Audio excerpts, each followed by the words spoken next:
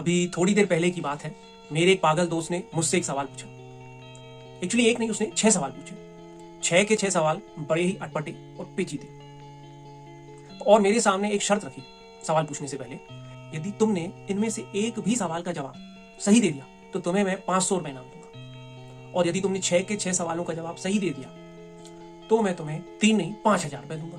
क्या हुई ना बात। मैंने भी सोचा मौका अच्छा है पैसा कमाने का, तो मैंने भी फट से हाँ कर दी, भाई पूछो तुम्हें जो पूछना है। अभी मजा आएगा ना भिड़ो।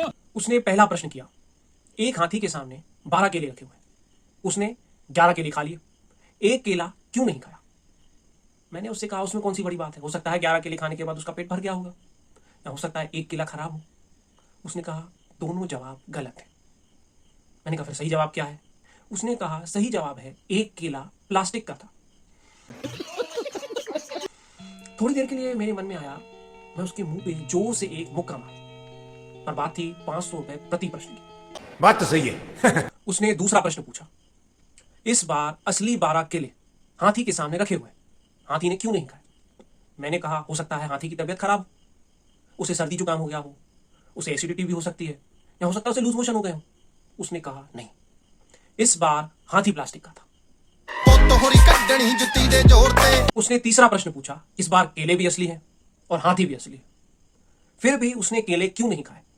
मैंने कहा हो सकता है जिसके केले होंगे केले वाले भैया के हाथ में डंडा होगा, इसलिए उसने नहीं खाया। उसने कहा गलत जवाब, इस बार केले टीवी के अंदर थे और हाथी टीवी के बाहर।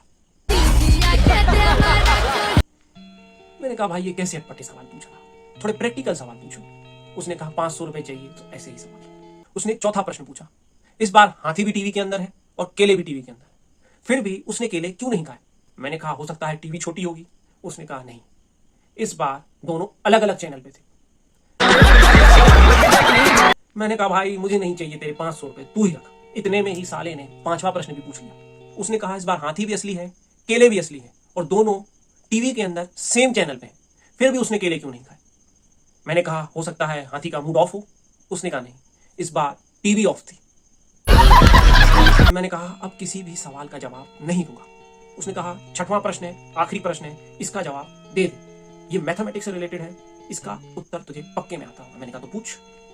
6वां प्रश्न था 2 और 2 कितने होते हैं? मैंने कहा 4।